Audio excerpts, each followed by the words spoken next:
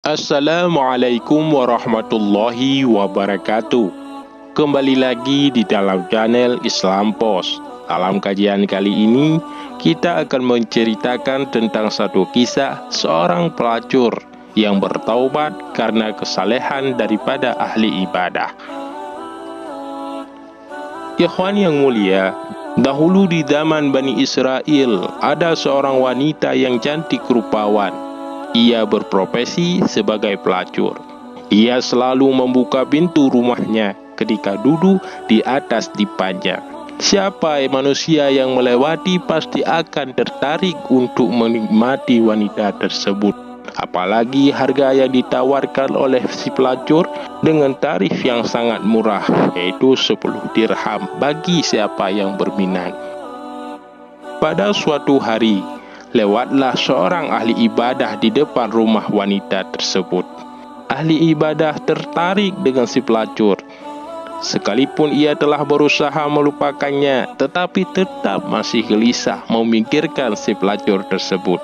Alhasil, ahli ibadah mengambil uang 10 dirham diserahkan kepada wakilnya dengan perjanjian siap datang tepat pada waktu yang telah ditentukan.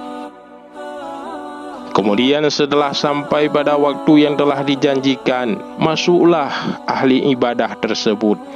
Ia duduk bersama si pelacur di atas ranjangnya.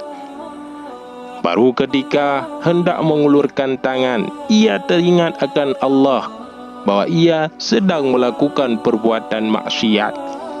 Ahli ibadah tersebut menjadi gemetar. Lalu wanita bertanya kepada si ahli ibadah, "Kenapa wajahmu berubah? Ada apa denganmu?" Ahli ibadah menjawab, "Aku takut Tuhanku karena ini merupakan maksiat, dan izinkanlah aku keluar." Wanita tersebut berkata, "Celaka engkau, tidak sedikit para pemuda dan orang tua berharap sepertimu. Tapi kenapa engkau bersikap begini?"